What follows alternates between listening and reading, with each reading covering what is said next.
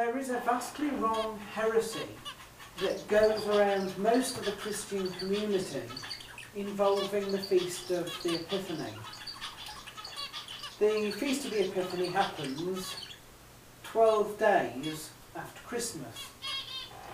I believe it's around about the time that the Eastern Orthodox actually celebrate Christmas itself.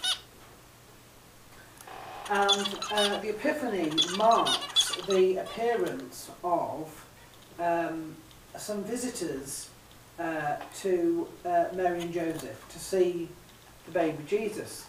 Now, the heresy is that they appeared 12 days after Christmas, entered Bethlehem and went into the stable.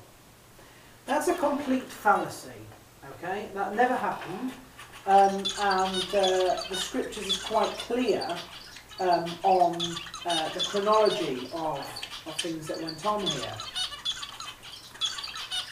Firstly, you have to remember a few things. The wise men followed a star.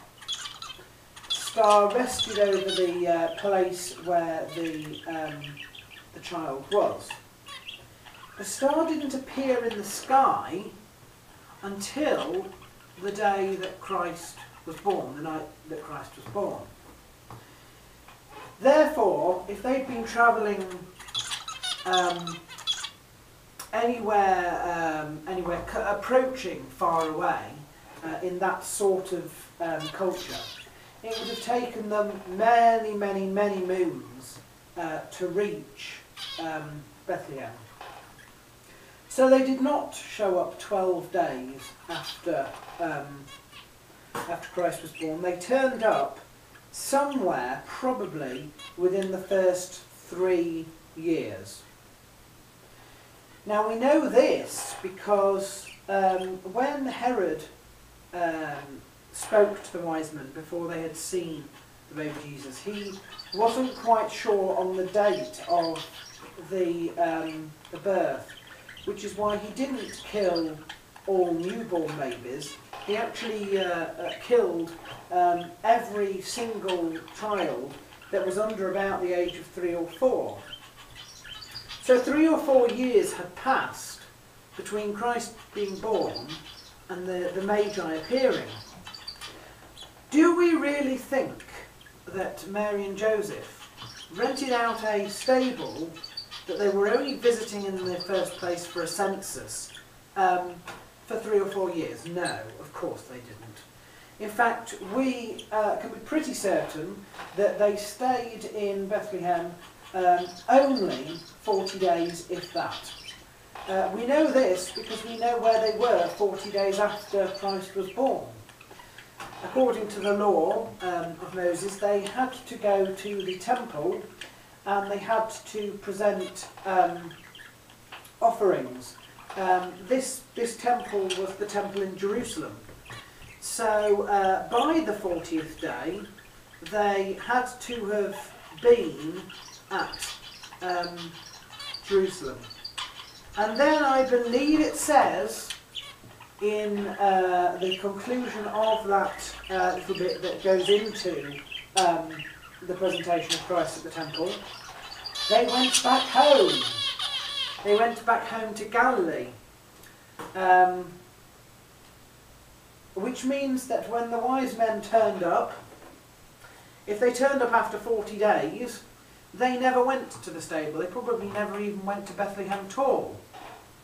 They went to wherever Mary and Joseph's house was, presumably before the census and after.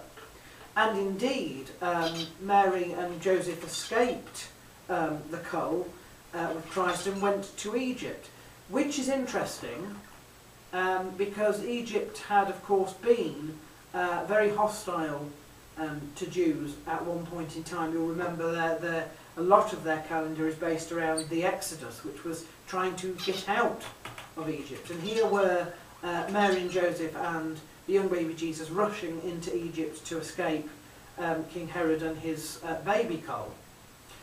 And I believe that when they came back, after Herod had died, once again, they inhabited that place in Nazareth. They didn't go back to Bethlehem.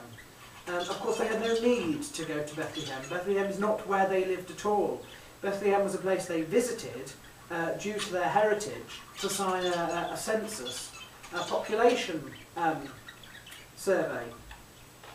So next time you think of the Epiphany and the wise men appearing, try and shrug off that notion that, you know, along with the shepherds, the wise men crammed themselves into this little stable to adore the baby Jesus. Not accurate. Jesus was probably a toddler by the time the wise men appeared. Second to that is the fact that the wise men are not Jewish. This is quite interesting because it is one of the only places in the Bible where an outside religion actually comes to the same conclusion as Christianity does. These magi were star watchers. They were astrologers, in other words. Now, astrology is a practice that I believe sometimes holds truth, but it is a practice that we, as Christians, are not allowed to partake in.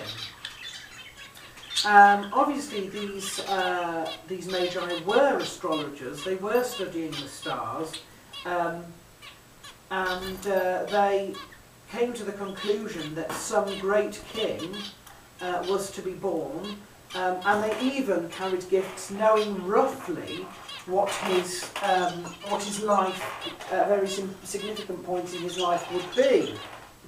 There's something to be said about that, because I think we are sometimes too willing to assume that, you know, Christ is stuck in either Judaism or